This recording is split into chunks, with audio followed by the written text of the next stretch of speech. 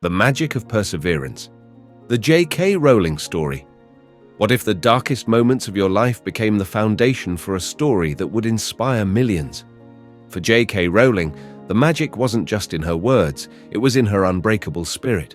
From living on welfare as a single mother to creating the Harry Potter series, a literary empire worth billions. Rowling's story is one of poverty to power, rejection to redemption, and the idea that imagination can change the world. In this video, we dive into her early struggles, the creation of her beloved books, her battles with fame, and the legacy of a woman who proved that rock bottom can be the solid foundation on which you rebuild your life. Chapter 1. Early Life, Dreams and Darkness. Joanne Rowling was born on July 31, 1965, in Yate, England. Growing up, she was captivated by stories and books, creating tales about rabbits and witches for her younger sister. But her childhood was also marked by pain. Her mother was diagnosed with multiple sclerosis when Rowling was just 15. Despite the turmoil, Rowling's passion for writing never faded. At University of Exeter, she studied French and classics, a choice that would later influence the Latin spells and ancient lore of her books. After graduating, she moved to Portugal to teach English. There, she met and married Jorge Arantes, but the relationship soon turned abusive. When it ended, Rowling fled to Edinburgh, Scotland, with her infant daughter, Jessica. Divorced, unemployed, and living on welfare. Battling depression and suicidal thoughts, Rowling saw herself as a failure. It was during these darkest days that she found light, spending hours in a cafe writing a story about a boy who lived.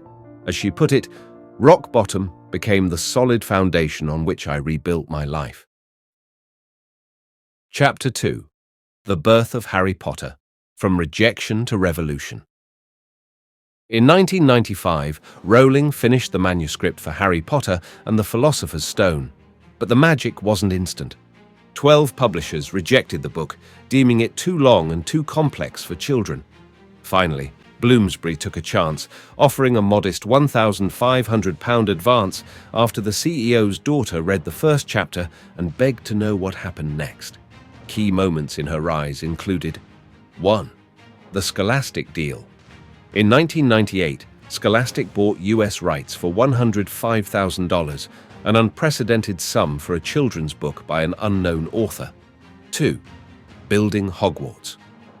Drawing on her classics background, Rowling crafted a world rich in mythology, history, and moral dilemmas, where even minor characters had detailed backstories. 3. Themes of loss and courage. The death of Harry's parents mirrored Rowling's grief for her mother, who passed before seeing her success. 4. Global phenomenon. By 2000, with the release of The Goblet of Fire, the series had sold over 30 million copies in over 35 languages. As Rowling put it, "We do not need magic to transform our world. We carry all the power we need inside ourselves already." Chapter 3. Fame, Fortune, and the Weight of Words. By 2004, Rowling was a billionaire, the first author in history to achieve such wealth solely from books. The pressure of fame, however, was overwhelming. Accusations of plagiarism, intense media scrutiny, and even death threats tested her resolve. Key turning points included: 1. The darker themes. As the series matured, so did its themes: prejudice, sacrifice, and the corruption of power, reflecting Rowling's own battles with anxiety and self-doubt. 2. The Deathly Hallows. Writing the final book, Rowling locked herself in a hotel room for weeks, emerging only to declare, "I have written the ending I always wanted." 3. The Cursed Child and Beyond.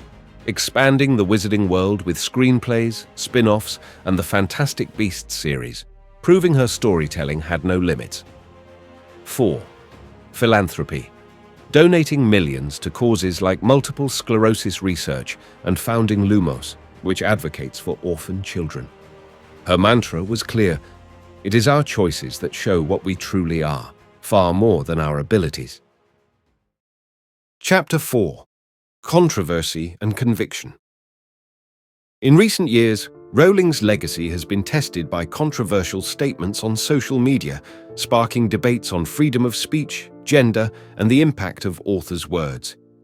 Key controversies included 1. The Twitter storm. Comments on gender identity led to backlash from parts of the fanbase, casting a shadow over her once unassailable legacy. 2. The response. Unapologetic. Rowling penned a 5,000-word essay defending her views, sparking debates on cancel culture and the responsibility of creators. 3. The split fanbase. Some fans burned books, others rallied, arguing that disagreeing with the author shouldn't erase her contributions. 4. Impact on sales. Despite the backlash, the Wizarding World brand remains worth over $25 billion, proving that the magic, it seems, endures. As she put it, "You have a moral responsibility when you've been given far more than you need to do wise things with it and give intelligently." Chapter 5. Legacy and Lessons.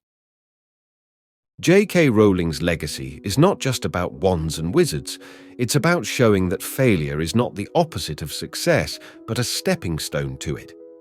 Key aspects of her legacy include 1. Empowerment through imagination, encouraging millions to read, write, and believe in the power of stories. 2. Philanthropy, donating over $160 million to charity, proving that wealth is a tool for change, not just comfort. 3. Courage to speak, unafraid to defend her beliefs, even at the cost of her reputation. 4. A world beyond Hogwarts, creating a universe that continues to grow through theme parks, spin-offs, and an enduring fandom. Her core message remains clear. Happiness can be found even in the darkest of times if one only remembers to turn on the light. Chapter 6. Timeless Quotes to Live By. To conclude, here are some of J.K. Rowling's most powerful quotes that continue to inspire millions. "We are only as strong as we are united, as weak as we are divided. The stories we love best live in us forever. It is impossible to live without failing at something. The world is full of wonderful things you haven't seen yet. Don't ever give up on the chance of seeing them."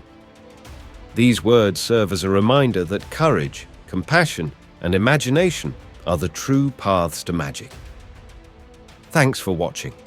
If you found J.K. Rowling's story inspiring, make sure to like, subscribe, and hit the notification bell for more deep dives into the lives of literary legends. Until next time, remember, happiness can be found in even the darkest of times, if one only remembers to turn on the light.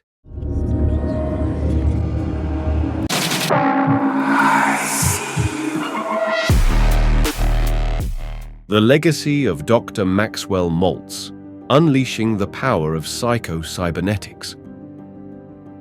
Imagine a world where your greatest limitations are not your circumstances, but your self-image. A world where you could rewire your mind to unlock success, happiness, and self-fulfillment. For millions, this world was made possible by one man, Dr. Maxwell Maltz. Welcome to our in-depth exploration of the visionary behind Psycho-Cybernetics, a blueprint for transforming your life from the inside out. In this video, we dive into his early life, groundbreaking achievements, core message, and the timeless wisdom that continues to inspire generations. Chapter 1. Early Life and Career. Maxwell Maltz was born on March 10, 1899, in Manhattan, New York City, to Jewish immigrant parents. Growing up in a modest household, young Maxwell was captivated by the human mind and its impact on self-perception. This fascination led him to pursue medicine, eventually earning a degree in plastic surgery from Columbia University in 1923. Maltz's career as a plastic surgeon was remarkable, performing reconstructive surgeries for accident victims and soldiers returning from World War II. However, it was what he observed after the surgeries that truly changed the course of his life. Maltz noticed that while physical scars could be mended, many of his patients were still burdened by their self-image. Some transformed instantly, while others remained imprisoned by their perceptions despite visible improvements. This paradox sparked a question that would define Maltz's legacy. If you can change a person's face, can you also change their self-image? Chapter 2. The Birth of Psycho-Cybernetics. Determined to find answers, Dr. Maltz shifted his focus from physical to psychological reconstruction. Drawing inspiration from the emerging fields of cybernetics and feedback systems, he introduced the concept of psycho-cybernetics in his 1960 book of the same name, a term he coined by combining psyche, mind, and cybernetics, the science of control systems. Maltz's groundbreaking theory was simple yet profound. Our self-image acts as a mental blueprint that dictates our behavior and success. By altering this blueprint, he argued, anyone could transform their reality. At the heart of psycho-cybernetics is the principle of the servo mechanism, the brain's ability to navigate towards goals based on the instructions it receives, much like a guided missile. His message was clear: change your self-image, change your life. And the world listened. Chapter 3. Achievements and Influence. Psycho-Cybernetics was an instant success, selling over 30 million copies worldwide and becoming a cornerstone of the self-help industry. Dr. Maltz's teachings transcended traditional psychology, influencing athletes, entrepreneurs, and even astronauts. Maltz's influence can be seen in the works of self-development icons like Tony Robbins, Zig Ziglar, and Brian Tracy, all of whom credit his teachings as foundational to their own philosophies. His methods have been integrated into countless motivational seminars, sales training, and even clinical therapy, making him a true pioneer of the modern self-help movement. In his own words, your nervous system cannot tell the difference between an imagined experience and a real one. This insight laid the groundwork for what we now call visualization techniques, tools used by top performers worldwide. Chapter 4. Key Concepts of Psycho-Cybernetics. Central to psycho-cybernetics is the power of the theater of the mind, a technique where you mentally rehearse desired outcomes as if they are already true. Maltz taught that the brain's servo mechanism could be reprogrammed through visualization, positive self-talk, and the deliberate practice of new behaviors. Key principles include: 1. The success mechanism. Visualize success vividly and repeatedly to activate your brain's goal-seeking capabilities. 2. Self-image modification. Replace negative mental images with empowering ones through affirmations and action. 3. Forgiveness and emotional freedom. Release past traumas by closing the loop, a process Maltz likened to resetting a malfunctioning machine. One of his most powerful quotes encapsulates this philosophy. We must have courage to bet on our ideas, to take the calculated risk, and to act. Chapter 5. Controversies and Criticisms. Despite its success, psycho-cybernetics faced its share of criticism. Some psychologists argued that Maltz oversimplified complex emotional issues, offering solutions that were too generic for those suffering from severe psychological disorders. However, proponents countered that Maltz never claimed to replace traditional therapy, but rather to supplement it. His response was straightforward. The truth of a theory is in its results. With millions attesting to its impact, the results spoke for themselves. Chapter 6. Legacy and Death. Dr. Maxwell Maltz passed away on April 7, 1975, but his legacy lives on. Through psycho-cybernetics, he left an enduring blueprint for achieving self-mastery and success. His teachings continue to inspire a new generation of seekers, reminding us that the greatest obstacle to our dreams is not the world around us, but the self-image within. As Maltz profoundly stated, man maintains his balance, poise, and sense of security only as he is moving forward, and so his vision moves forward, empowering minds and transforming lives across the globe. Thanks for watching. If you found Dr. Maltz's insights valuable, make sure to like, subscribe, and hit the notification bell for more deep dives into the minds that shaped our world. Until next time, keep transforming.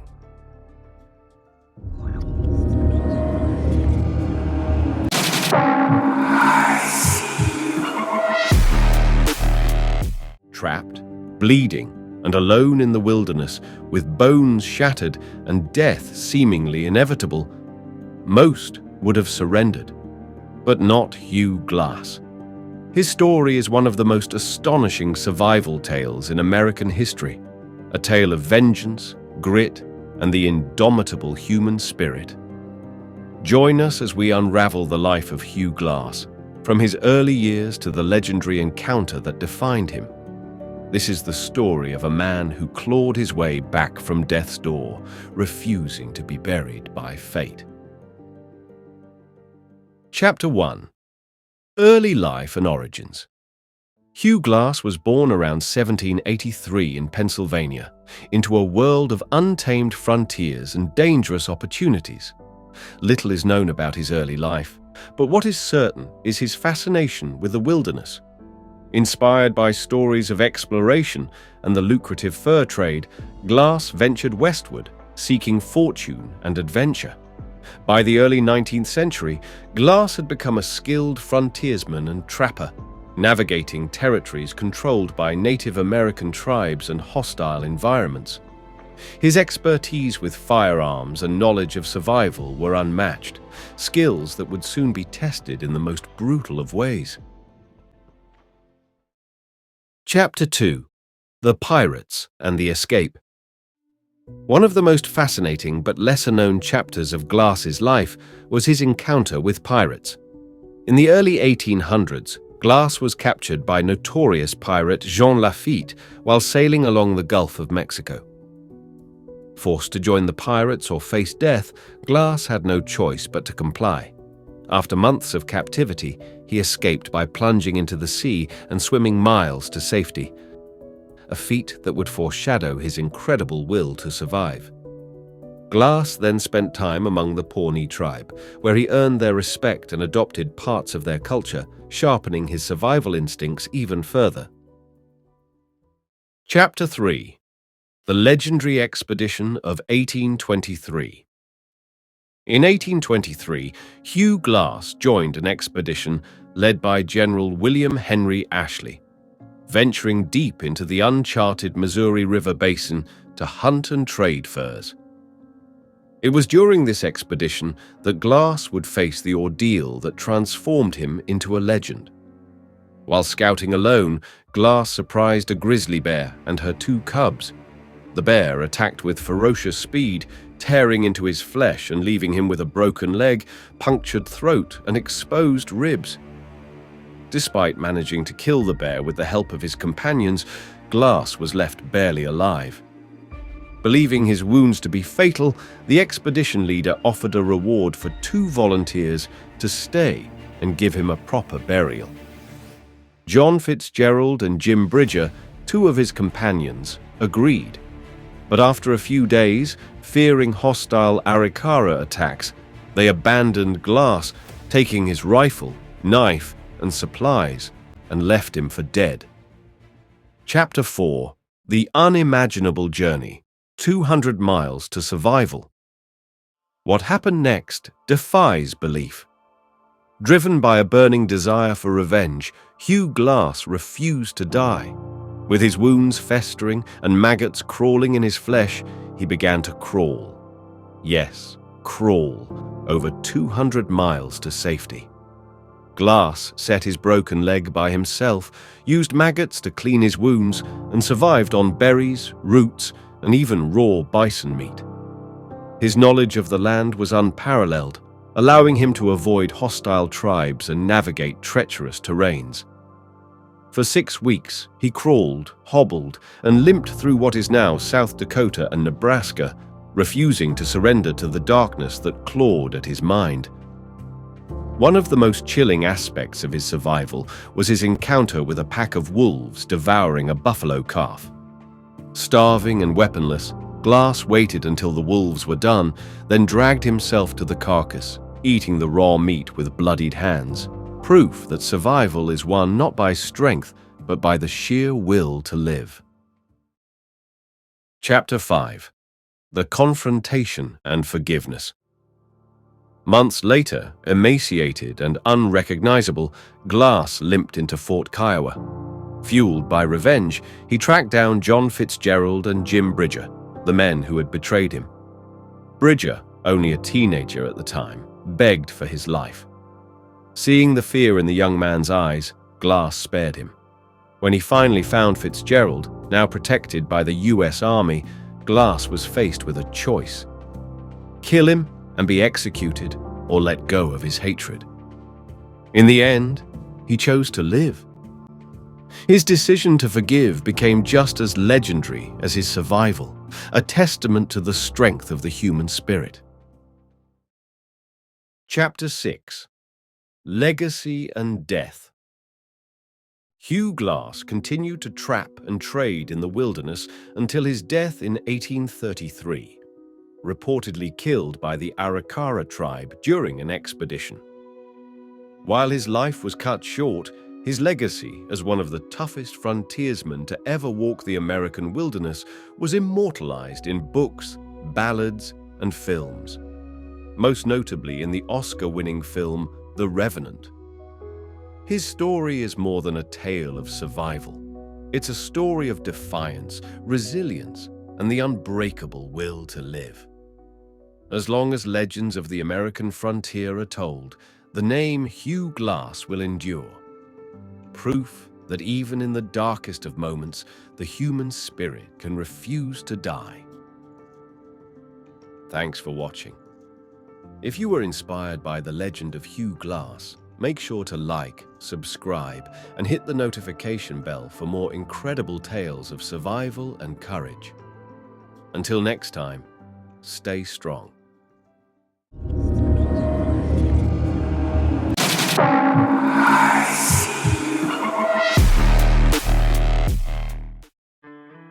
The Legacy of Alexander Solzhenitsyn. Courage in the Face of Tyranny. What if the most powerful weapon against oppression wasn't force, but the written word? For Alexander Solzhenitsyn, a Soviet dissident and Nobel laureate, truth was the ultimate weapon against tyranny. Through his novels and essays, Solzhenitsyn exposed the horrors of the Soviet gulags, challenging an empire built on lies and fear.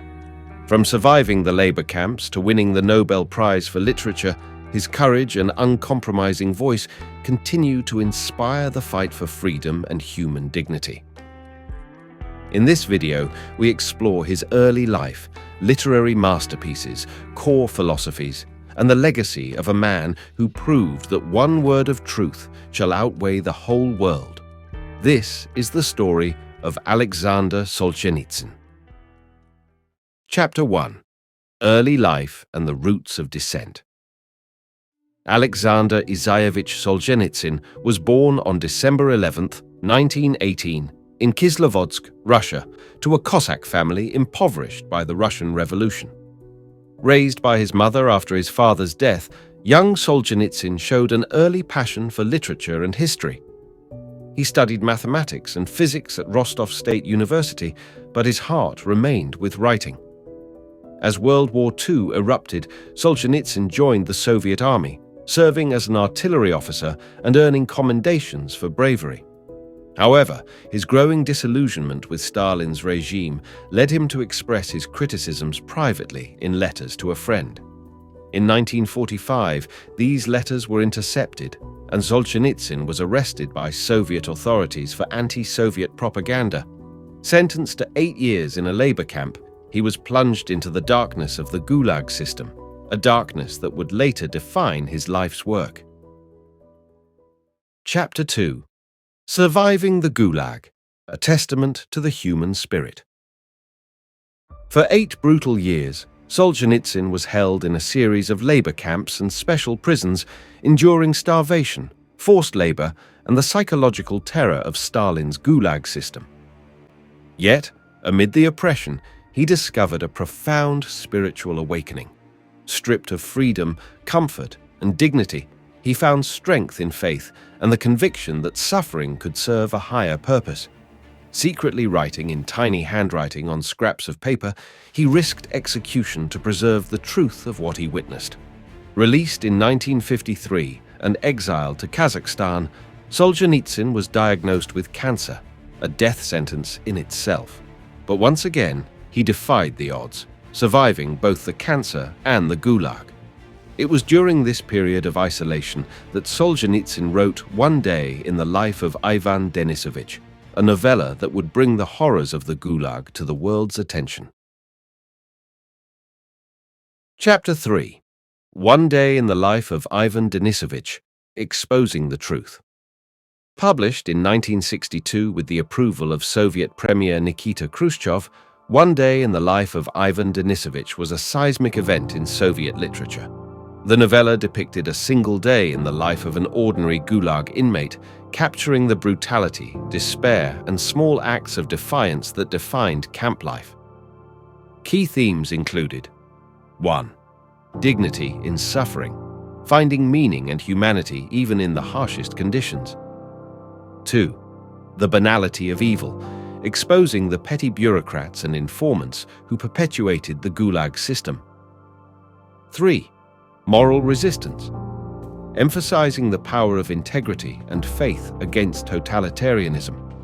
The novella was a sensation, selling millions of copies and igniting a national conversation about the Gulag system. For a brief moment, it seemed as if Soviet censorship might relax.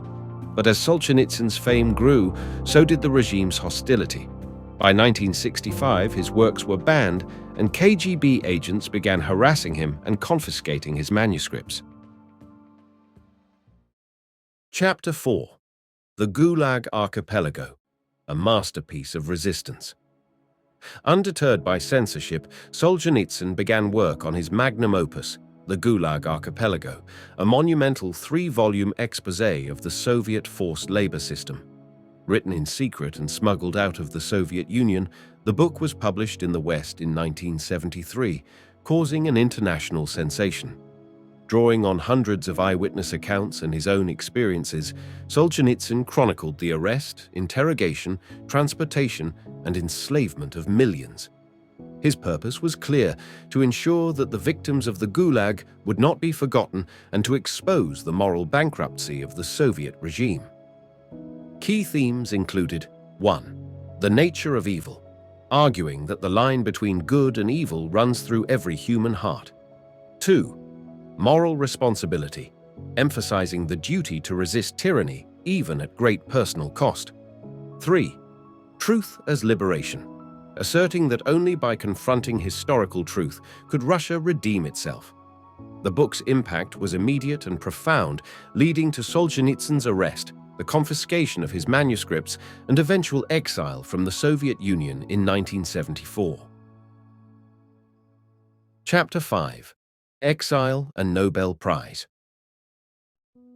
In 1970, Alexander Solzhenitsyn was awarded the Nobel Prize in Literature for his ethical force in opposing the lies of totalitarianism. Fearing that he would not be allowed to return, he declined to attend the ceremony. 4 years later, stripped of his citizenship, he was exiled to West Germany, eventually settling in Vermont, USA. From exile, Solzhenitsyn continued to write and criticize both Western materialism and Soviet totalitarianism.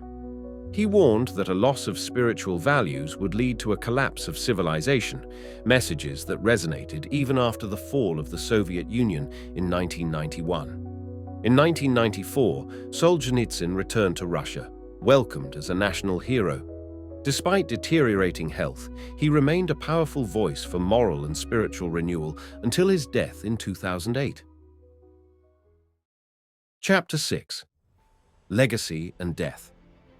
Alexander Solzhenitsyn passed away on August 3, 2008, at the age of 89, leaving behind a legacy of courage, faith, and unflinching dedication to the truth. His works have been translated into over 40 languages, ensuring that the horrors of the Gulag and the resilience of the human spirit are never forgotten. Through books like Cancer Ward, The First Circle, Solzhenitsyn exposed not only the crimes of the Soviet regime, but the universal struggle between good and evil within every human heart. Chapter 7. Timeless Quotes to Live By. To conclude, here are some of Alexander Solzhenitsyn's most powerful quotes that continue to inspire millions. The battle line between good and evil runs through the heart of every man. Own only what you can always carry with you. No languages, no countries, no people. Let your memory be your travel bag. One word of truth shall outweigh the whole world. These words remind us that truth and moral courage are the greatest weapons against tyranny. Thanks for watching. If you found Alexander Solzhenitsyn's story inspiring, make sure to like, subscribe, and hit the notification bell for more deep dives into the lives of history's greatest defenders of freedom. Until next time, remember, truth is power.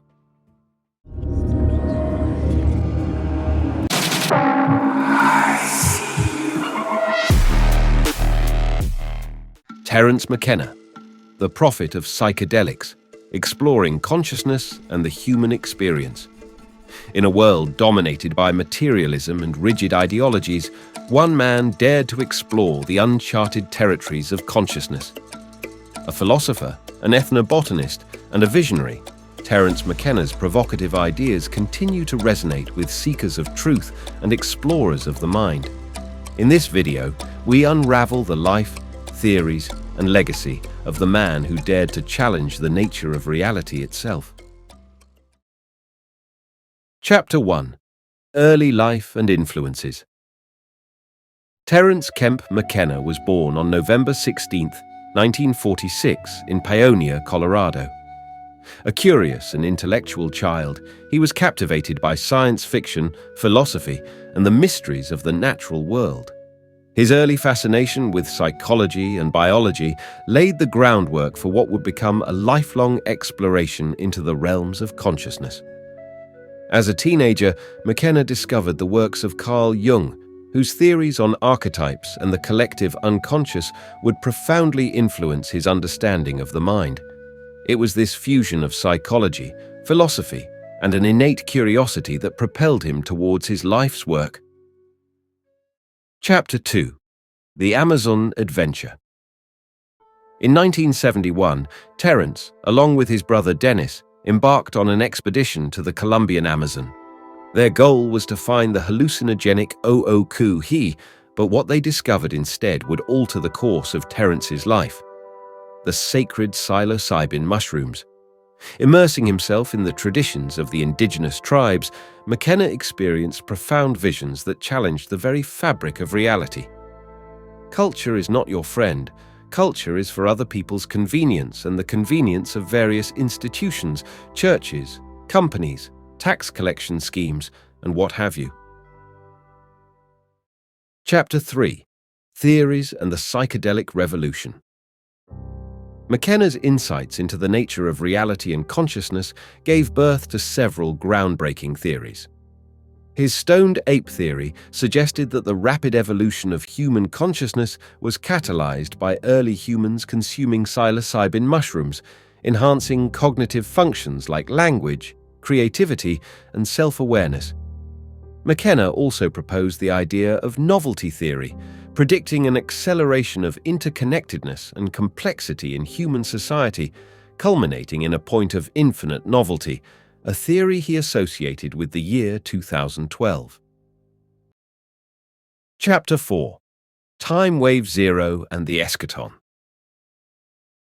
At the core of McKenna's vision was the time wave zero theory, derived from the I Ching, which suggested a fractal pattern of time. He believed that history was moving towards an eschaton, a transcendental object at the end of time, a singularity where all of human knowledge and experience would converge. To quote, "The universe is a novelty-conserving engine, and it creates complexity upon complexity." Chapter 5. Psychedelics and Spiritual Awakening. For McKenna, psychedelics were not mere substances, but sacraments, tools to access higher dimensions of consciousness. He advocated for the responsible use of entheogens to dissolve cultural conditioning and to experience what he called the transcendental other. DMT is not a drug, it's magic. His lectures and books, such as Food of the Gods and The Archaic Revival, called for a re-examination of the role of psychedelics in shaping human evolution and spirituality. Chapter 6. Legacy and the Call to Awaken. Despite facing criticism, Terence McKenna's ideas continue to inspire a new generation of psychonauts, philosophers, and scientists exploring the nature of consciousness. His legacy lies not just in his theories, but in his call for direct experience, urging humanity to awaken from the slumber of cultural conditioning. You have to take seriously the notion that understanding the universe is your responsibility, because the only understanding of the universe that will be useful to you is your own understanding. Terence McKenna's words echo through the corridors of time, challenging us to expand our minds, question our reality, and seek the mysteries that lie beyond. His journey was one of courage, curiosity, and a relentless pursuit of truth. Chapter 7. Untimely Death.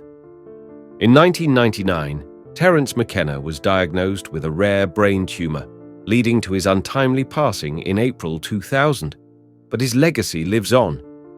His insatiable taste for and pursuit of the unknown, along with the unquestionable love and support he had for all mankind, Terence McKenna will forever live in the hearts and minds of the people that not only knew him personally, but also those who to this day continue to come in contact with him for the first time and who feel connected to and are forever changed by his profound spirit. His books, message, and legacy continue to be essential reading for those exploring the boundaries of mind and reality. His lectures, preserved on the internet, still spark curiosity and awaken new generations to the mysteries of consciousness. As McKenna once said, "Nature loves courage. You make the commitment, and nature will respond to that commitment by removing impossible obstacles." And so, his ideas continue to break barriers, challenging us to explore the uncharted territories of the mind. Thank you for joining us on this journey into the mind of Terence McKenna. If his ideas intrigue you, be sure to like, subscribe, and turn on notifications for more deep dives into the thinkers who shaped our world. Until next time, keep questioning reality.